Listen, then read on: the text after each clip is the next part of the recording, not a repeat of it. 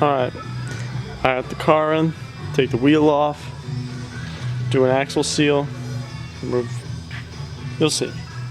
But it's been leaking and I should have put it on a little bit ago. Very dirty. You can see that strip right there where it's grease coming out, getting flung. It's all wet. I mean, it's hard because everything's wet in here. So I'm gonna take off tie rod, take this off for weight, take this off for weight, undo this axle nut, and then ball joint, lower control arm, the ball joint. Alright, got the nut off. I think it was an 18, and then tie rod puller, 10mm Allens hold the bracket in. Take the rotor off. See, there's no screw in this one, but take this off.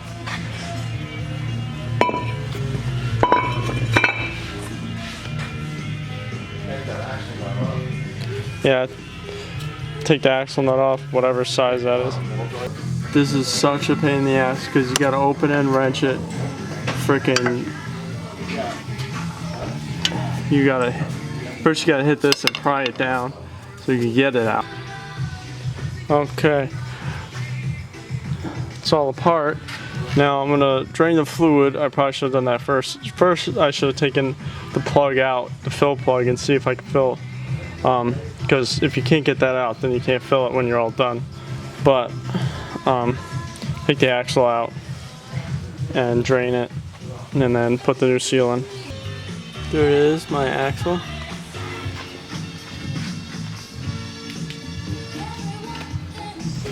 Yes, this 900 has the ng9-3 tranny in it. Because the other one was breaking transmissions and axles with the power. So take that whole plate off. Video and I all season long on 88.3 the same WBCR as we bring you snap those bolts in.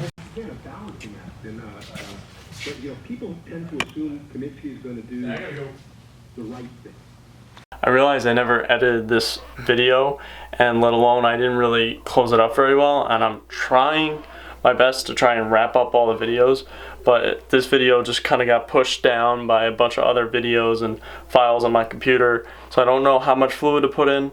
I can look it up again and put it in the description below, but I'm just trying to wrap this video up now. You pretty much just fill it and everything's already put together. I was rushing when I was actually working on the car and trying to get it done and get out, but yeah, that's pretty much all you have to do for an axle seal.